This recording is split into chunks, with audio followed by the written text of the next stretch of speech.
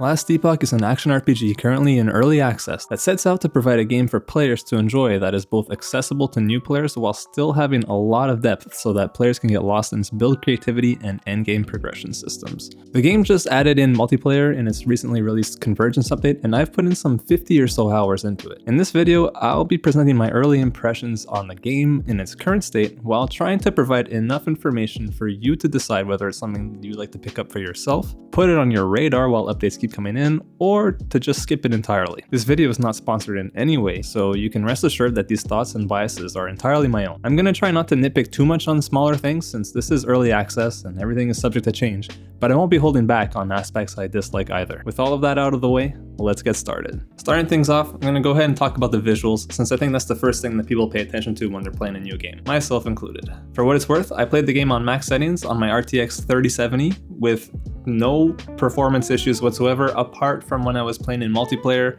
which I'll get into in more detail later on. Right off the bat, the very first thing I noticed are these plasticky looking characters. I think some of these guys are still being worked on and will look better in the future, but for now, I find it hard to look at any of these and think, wow, I want to play as that guy. You know what I mean? It's certainly not that important in the grand scheme of things. Most of the time, you're just going to be looking at your character's shoulders and head, and so you don't really care about the details of what their face looks like and all that, but it's worth mentioning. Some people care about this stuff. As far as environments go, I think they look pretty good. There's a nice diversity of locations. You know, you've got your standard dungeony, grasslandy, deserty, snowstormy, volcanic-y looking areas, and so many more E's that you would expect in these types of games. The jungles are lush, the deserts look dry, and the lava looks hot. What more do you want? The end of time area looks pretty dang cool, and I think it's a bit of a reference to Chrono Trigger, which I certainly appreciate, but nothing really stands out as next gen to me or anything like that. I thought the environments, all in all, they looked fine. When it comes to character animations though, and spell effects, it really feels like a mixed bag. Some of these look pretty cool, like this giant bone golem that I had with me all the time, but others are pretty underwhelming, like this Reaper form that just lifts his arms up whenever he casts something. It's really funny looking, so if that's the goal, then good job, you guys did it. But if you're trying to make this guy look intimidating and cool, then he needs to look a little different. He needs to have different animations. I haven't tried out every single character or every skill, but it seems like some skills just look a lot worse than others. Hopefully this means that the ones that look pretty bad will get updated in the future to look cool, but we'll have to wait and see on that. In terms of the sound effects that your skills make, things sound fine to me, but they don't have that kind of punch that a game like Lost Ark has. I'm not too picky about this stuff usually, but from a sound design perspective, as things stand now, I think it's serviceable, but not amazing. Moving on to the story and campaign, I can tell you a couple of things. 1, there is a story. 2, I didn't pay attention to it. I'm a sucker for a good story like Final Fantasy, The Last of Us, God of War, Chrono Trigger, and so on, but this type of storytelling that action RPGs are stuck on of having characters tell you things while standing still in town just doesn't do it for me anymore. The only game that seems to have gotten past that is Wolcen, and say what you will about Wolcen, but that story was genuinely engaging. It's not enough! Unleash the storm now!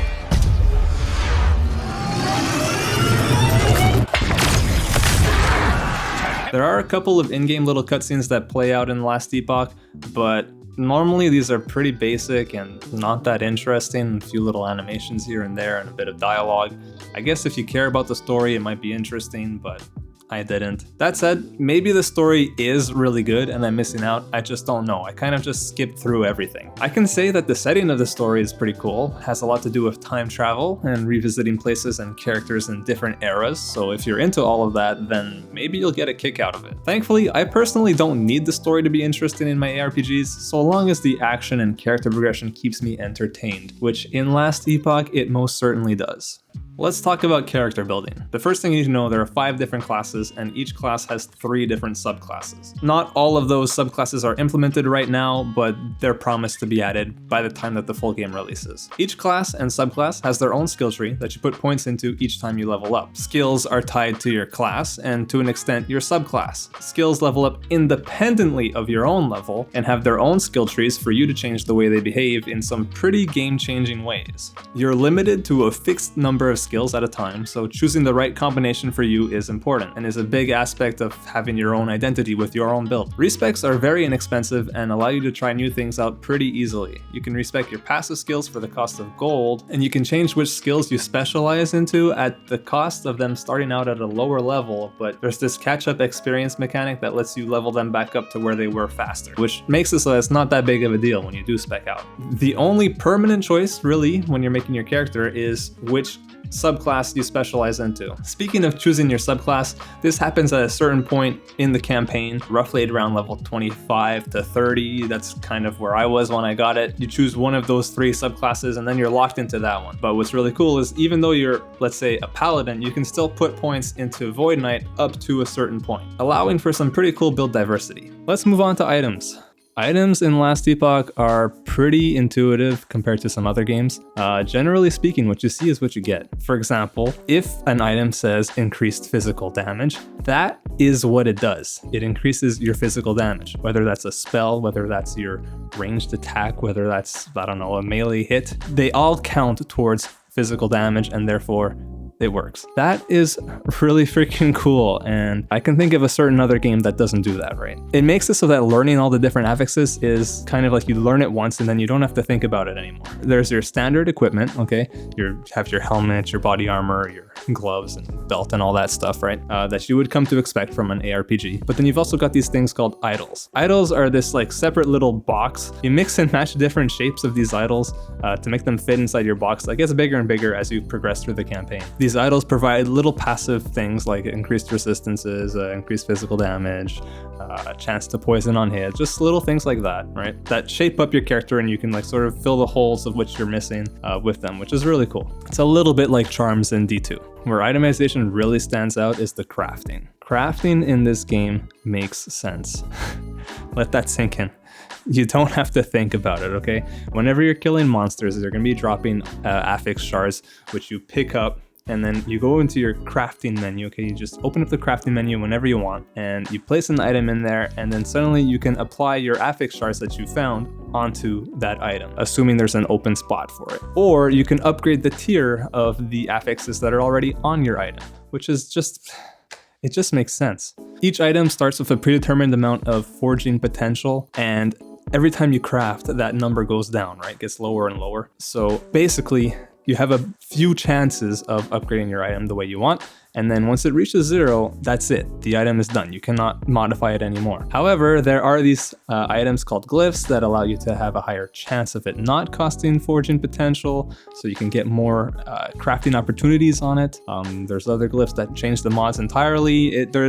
There is a lot of depth here, but it's also very intuitive and accessible. And you're gonna have a lot of these shards to use, okay? Like, you pick up tons of these. It's a really cool system. It makes sense. It's easy to get into. I love it. Item tiers are another thing that Last Epoch gets right. There's your generic magic, rare, unique, set pieces, and then there's something called exalted items, which I'll get into. Uniques in this game are, for the most part, pretty unique. A lot of them modify the way skills behave, making it so that if you have a item that changes the way, I don't know, that the way your bee swarm ability changes, it makes them all do cold damage and makes one big giant minion or something like that. I don't have a good example, but they change the way your skills behave, which is very cool because you can then have that item and that'll modify the way you play. You might build around the item entirely, or you might just slot something in if it works, right? There are some generic ones, you know, like, oh, here's your increased life, here's your increased resistances and movement speed boots, you know, you can't really go wrong wearing something like that. But for the most part, they're pretty unique. Then there's something called exalted items. Exalted items are items that drop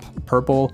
They have a modifier on them, an affix, that is a tier 6 modifier, which is higher than anything you can craft. So basically it's like you have these chances at getting items that are super powerful. These exalted items are still craftable. You can still modify them in however you want, right? Just like any other item. The other cool thing about these exalted items is that you can then use them to upgrade your unique items that have legendary potential to like make them even stronger. It's a little bit complicated, and I don't really think I need to get into it, but just know that there are these like chased uniques that you can get that you can then throw exalted items into them, like adding extra stats to the unique items, which is really freaking cool. It's still chance based. It costs like a dungeon key, so you're limited on how many of these you can do, but it's kind of like this little rush, right, that you get if you get something really good. On paper, all this crafting might sound a little bit complicated, but trust me, once you get your hands on it, it makes a lot of sense.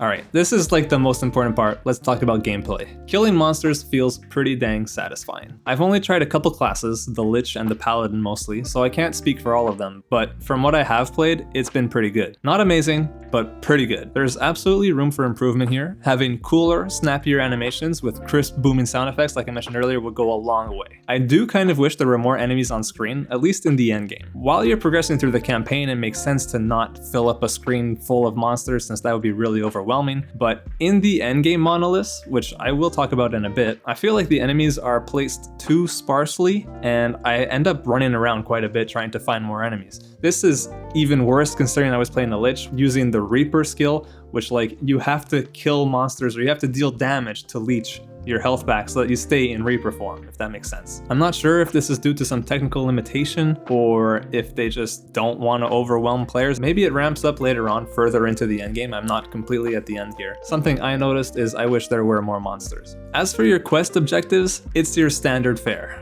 For the most part, you'll be trying to go from point A to point B while killing anything that comes in your way. Sometimes things are mixed up a little bit and you'll have to hold down the fort, so to speak, and wait for monsters to come to you, but for the most part, it's just a case of go here, kill that mini boss or click on that item, and then bring it back, repeat the whole process in a new area, and that's kind of the gist of it.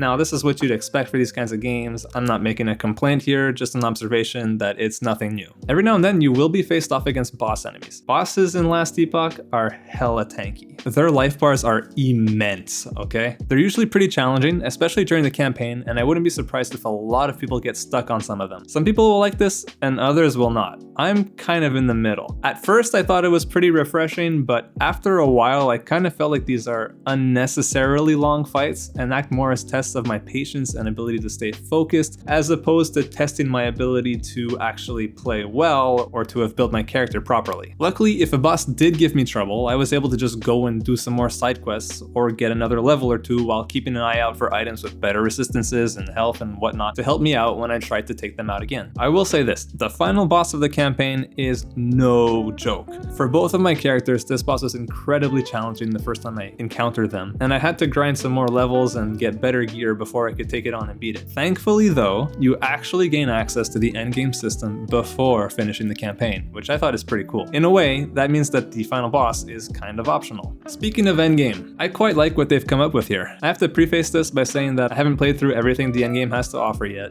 In fact, I'm still just scratching the surface, I think. Once you reach a certain point in the campaign, you'll gain access to the Monoliths of Fate, which is Last Epoch's main endgame progression system. Monoliths are these floating rock things that you click on that opens up a menu where you can see a giant web of connected zones that are called echoes. The echoes act as the areas that you go to kill monsters, complete objectives, collect loot, and move on to the next one. They each have their own modifiers, which you can see ahead of time, and they have specific reward types that you can see ahead of time as well, and you'll only receive those rewards once you complete the objective in the area and then leave the echo through your portal, which, by the way, these echoes can be really quite short, sometimes like lasting less than a couple minutes, which kind of makes it really easy to just have that syndrome of just one more, you know what I mean? Once you complete an echo, your monolith map displays the next set of echoes nearby, and you can sort of pick and choose your way through all these areas, going for the rewards that you want. As you complete echoes and kill monsters in them, you'll gain what's called stability. Once you reach a certain amount of stability, you can take on quest echoes. These are like mini quests. You have to complete all 3 of them if you want to unlock access to the next monolith. And the third one is usually like a boss. Because yes, there are in fact several monoliths. Each monolith has its own level that monsters are scaled to, meaning that as you complete echoes to complete those quests and unlock new monoliths, the enemies are getting harder and harder. But if you ever reach a point where they're giving you too much of a challenge, you can always go back and complete some more echoes in the earlier monoliths. Your goal in all of this is to try and beat all of these hardest monoliths so that you can fight a scary boss, which then lets you do empowered monoliths. From what I understand, I haven't gotten there yet. Empowered monoliths are basically harder versions of the same thing that offer better loot and experience. experience if your character can handle them. You can then take these even further by adding corruption to them, but I personally have not reached that point at all, though I have fought that scary boss guy at the end with some friends. There are other dungeons that aren't tied to the Monolith system, but I've only tried them out each like once and don't really feel like they act like more than just a little diversion from the main progression system, so I'm not going to go into any details here. Alright, it's time to talk about multiplayer and bugs. So I spent quite a bit of time playing in multiplayer in the endgame with my friends, and all of us had a bit of a mixed experience. When things are working as you'd expect, it's pretty good. It's fun to group up and take on these echoes and bosses together, just running through the areas, slaying groups of monsters while having a good time.